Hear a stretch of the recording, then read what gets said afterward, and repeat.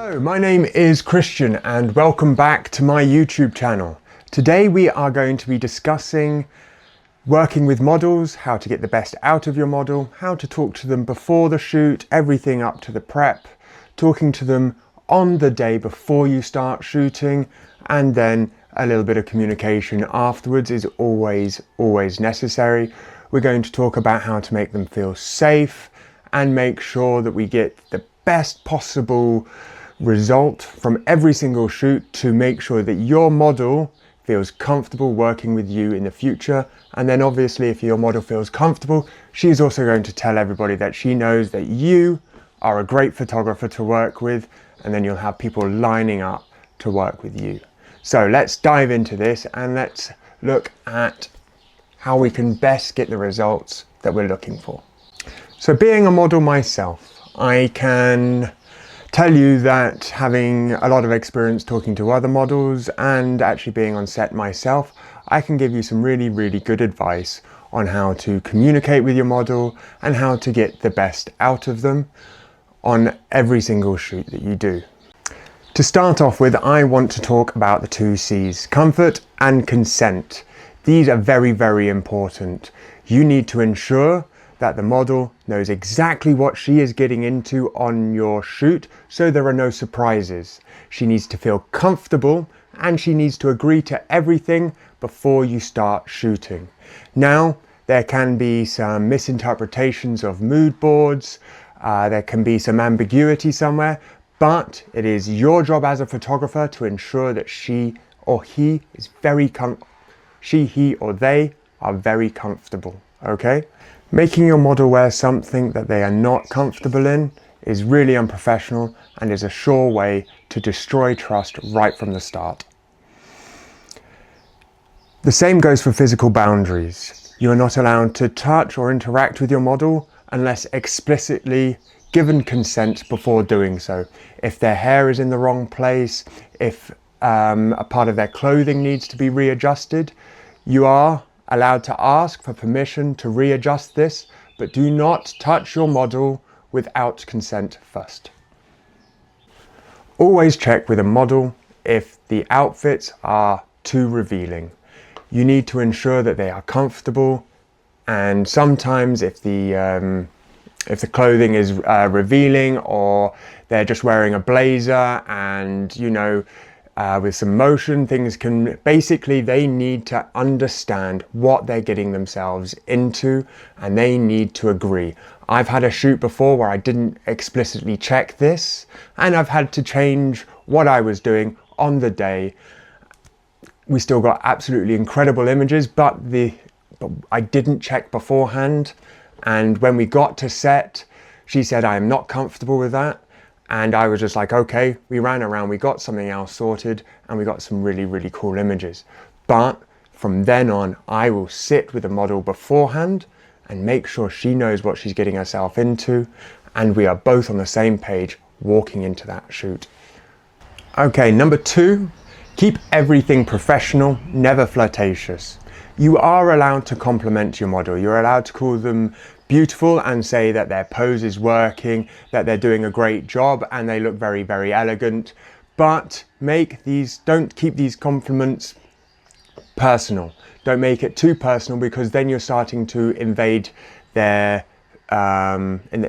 space and they're going to start questioning your intentions. So professional, never flirtatious. So a good rule of thumb is to compliment their work. Compliment their pose, their energy, their professionalism, how they're interacting. Anything that gets too personal can feel objectifying, and that's when you're starting to cross a boundary. So the third thing you need to do is make sure you create a safe environment for your model to work in. For example, when I'm working with a female model, I'll always try and use a female assistant just to make sure that they don't feel objectified in any way and they feel a lot more comfortable on set. This is also a lot more convenient when the model might need help changing. They're going to feel a lot more comfortable with a female helping them out, because if there's a load of guys on set, that's a line that you cannot cross. She needs to get everything ready by herself, and you lose a little element of control. So if you have a female assistant, they can actually help with the change, of course, if the model is okay with that help as well. If possible, you need to ensure that there is a changing area for your model. If you're out on set, you can get these portable changing rooms.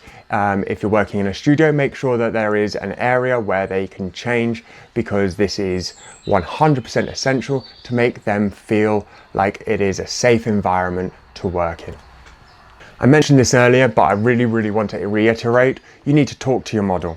So every time before a shoot, when a model turns up to a shoot, before we actually start shooting, changing, or anything like this, we will sit down, we will discuss the outfits, we will discuss the shoot, and we will discuss the intention and the vibe, the mood, and everything to do with the shoot, to make sure that everybody is on the exact same page, and we all know exactly what we're getting ourselves into. We all know what we're going to be asked from the shoot. So we're completely prepared and there are no surprises. Obviously, if you have a random idea halfway through the day, you can always sit down with your model, propose the idea and see how they feel about everything. But if you haven't talked about certain boundaries and this sort of thing before the shoot, do not cross this line on the day. If you are looking at distinct boundaries to do with shooting nude, revealing, or anything in between, suggestive posing, anything like this can make the model feel unsafe, and then you are going to affect the rest of the shoot because that trust has been violated and the images will suffer. Talking with the model before the shoot also makes them feel a lot more included. It means that their vision has been registered and they feel a lot safer and more comfortable. So talking to them at the start is essential, just to get everybody involved in the project right from the start. Relaxation is the key to a great shoot. If your model is feeling relaxed at home and at ease, this is portrayed through the lens. And you can see this in every single image that you take. If the model is somewhat inexperienced and needs some help, you can ask if they need a break, if they want a drink, some water, if they just need 5 minutes outside. Sometimes putting on their favorite music will just ease them into the shoot and make them feel a lot more relaxed right from the start, and then you can actually get going. Sometimes taking a small scene and just kind of relaxing the model and just discarding the images and saying, you know, we're just trying to kind of create a link between the model and the camera so that they don't put pressure on themselves to ensure that the pose is correct. The most important thing is not making the model feel uncomfortable, but you are allowed to give feedback. If the person's jaw is really tensed, you can say relax your jaw, relax your mouth. People who are inexperienced, who take content for social media, they will tend to overpose. So asking them to relax the jaw, put their hand down, turn a little bit to the side, so you've got a 45 degree, and then turn your head slightly. You know, all of these sorts of different kind of micro movements, you know, kind of just to the side and then down and look into the camera like this. All of these sorts of movements aren't necessarily apparent to the model because they can't see what you see. So this isn't criticism, this is literally just kind of posing your model in a way, and just make sure that you're not criticizing and telling them what they're doing wrong, merely suggestions in something that they can change so that you get the images that you're both looking for out of the session. So if your model doesn't know how to pose, one of the things I find most beneficial in this sort of circumstance is create a little scene. Give them an acting role to play out. You can give them a book, a cup of coffee, and anything in between, and just give them a task, a movement. Are they fixing their shirt? Are they fixing their hair? Are they having a quick sip? You know, you can give them little movements to do. Ask them to keep in a certain boundary so that, you know, your framing that you're going for is still there, but you're giving them something to distract themselves is the important part out of this, because if they're distracted, they're not overthinking their posing, and you'll get a much more candid expression and a much more natural image at the end, which is what you're probably both looking for. If you're going for that overly posed, work away. But if you're going for that natural candid shot, this is really something that will help you get the best out of your model. So I want you to be honest about the post-production, skin retouching and everything like this. So what I do, and the industry standard for this sort of thing, is you end up with digitals or Polaroids before the shoot, so you know exactly the condition of the model is before you start shooting. This is down to skin clarity, whether they have spots, because this actually means that it may increase the post-production time quite significantly. If you're doing a beauty shoot and they have quite bad acne, the makeup artist is going to have to know about all of these things before the shoot too. So this information is absolutely crucial when actually starting a shoot. The portfolios in themselves are normally heavily edited images, and the model in their best sort of way. Polaroids and digitals are a way of seeing exactly what the model looks like, and they are normally taken within the last 3 to 6 months, so they are a better reference for your shoot. For some shoots, skin texture is not a problem, but for others it is very, very important, and sometimes people, the client, makeup artist, need to be warned beforehand. So ensure that you are upfront about everything beforehand, and when you're choosing your model, you do ask for these polars or digitals beforehand. There are a couple of things that you need to ask for a model to bring when they are shooting.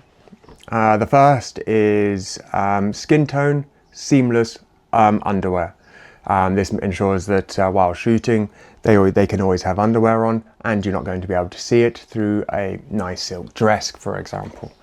They'll need to bring some lip balm, because retouching lips after the fact is always a very, very long and arduous task. So make sure that they bring lip balm, or you have lip balm on site that you use for models. If you are not, a light comb that they can use. I normally have one, but just in case, I'll ask them to bring one as well.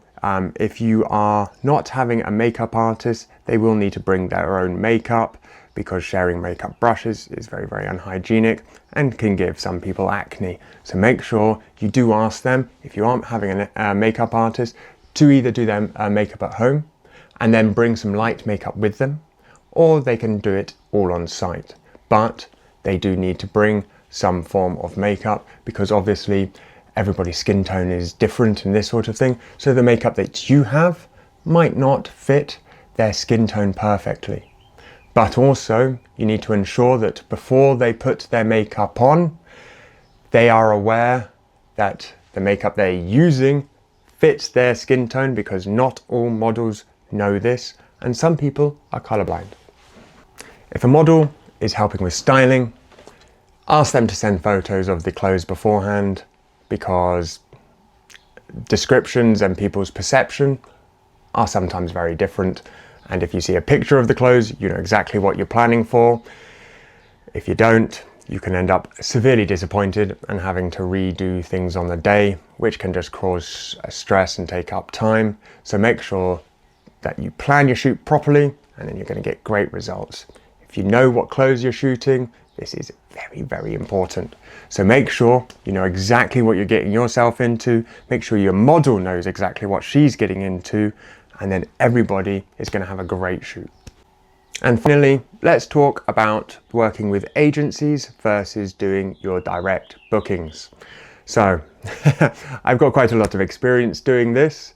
So I have done a lot of work with agencies, and I've done a lot of work on the direct booking sides. I can tell you that the direct booking side is a lot more problematic.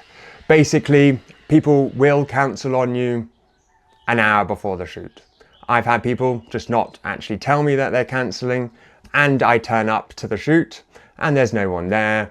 They turn their phone off and you're literally standing ready to shoot, sometimes with a team with you, and they will literally just not pick up their phone because they didn't fancy it today.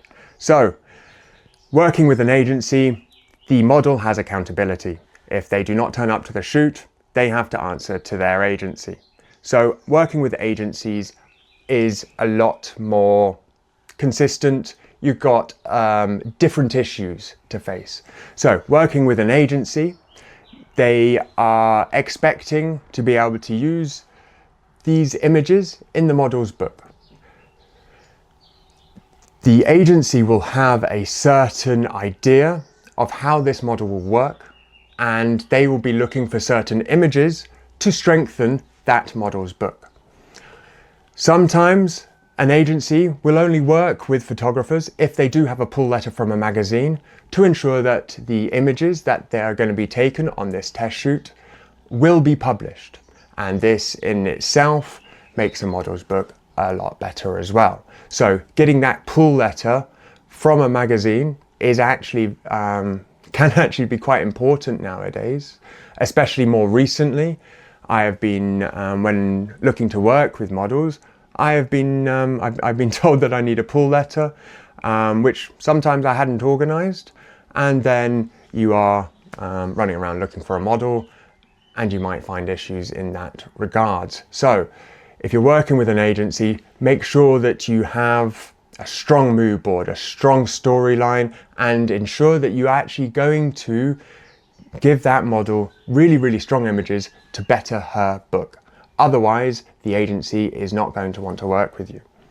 On the other side, a direct booking, you can be a lot more creative. You have a lot more room to be creative. You have the teams that you can work with, and you can have a lot more moodier ideas, but you run the risk of not of having a model cancel on you last minute. So you have to make sure that you know the pros and cons of both, and you weigh the risks before jumping into this. So you really need to decide for each shoot that you're going to be doing, how you approach it. Are you going to do a direct booking, or are you going to go with an agency? Do you want maximum creative freedom and then run the risk of a change last minute? Or are you going to go with the agency, have the guaranteed model, the professionalism, but sometimes you are slightly more restricted on your creative freedom? In the end, it is very, very important to stay respectful, professional, and ensure that everybody on your shoot feels safe, no matter how you book them. If they feel safe, you are going to get better images from the shoot. They're going to want to work with you again, and the poses are going to be more natural. They're going to feel a lot more heard, seen, and in control of what is going on. And all of these factors all add up to having the best possible day and getting the best possible images from your shoot. So what rules do you think are important to get the best out of a shoot? What do you think is necessary to discuss with your model? Have I missed anything out? Please let me know in the comments and I'll get back to you and we can discuss this further. I hope you have a lovely day. Thank you.